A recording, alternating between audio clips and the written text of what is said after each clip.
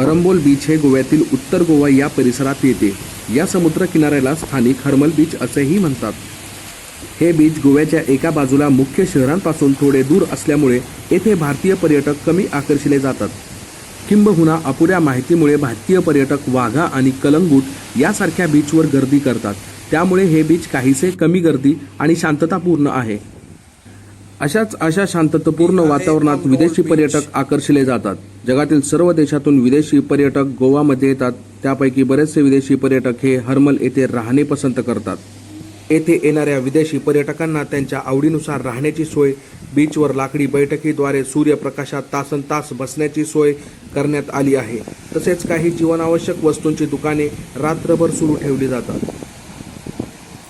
भाडेतत्वावर अपार्टमेंटमधील फ्लॅट्स फिरण्यासाठी बाईक आणि कार मुबलक दरात उपलब्ध करून दिल्या जातात। त्यामुळे शांततामय वातावरण, कमी दरात उत्तम राहण्याची सोय आणि उत्तम नाईट लाईफ आपणास अनुभवायचे असेल तर हर्मल म्हणजेच अरंबोल बीच हा महत्त्वाचा उत्तम पर्याय आहे। बरेच वेळा कमी कपडे घातलेले विदेशी पर्यटक पाहून बरेच जणांना काही चुकीच्या समजुती होतात, पण खरं पाहता परिस्थिती काही वेगळी आहे। भारतात हिवाळा, उन्हाळा आणि पावसाळा हे तिन्ही ऋतू साधारणपणे समप्रमाणात होतात। विदेशात बऱ्याच जागी सूर्य बरेच दिवस दिसत नाही, त्यामुळे त्यांना सूर्यकिरणाचे खास आकर्षण असते। बीचवर तासनतास बसून एका प्रकारे सूर्यस्नान करत असतात।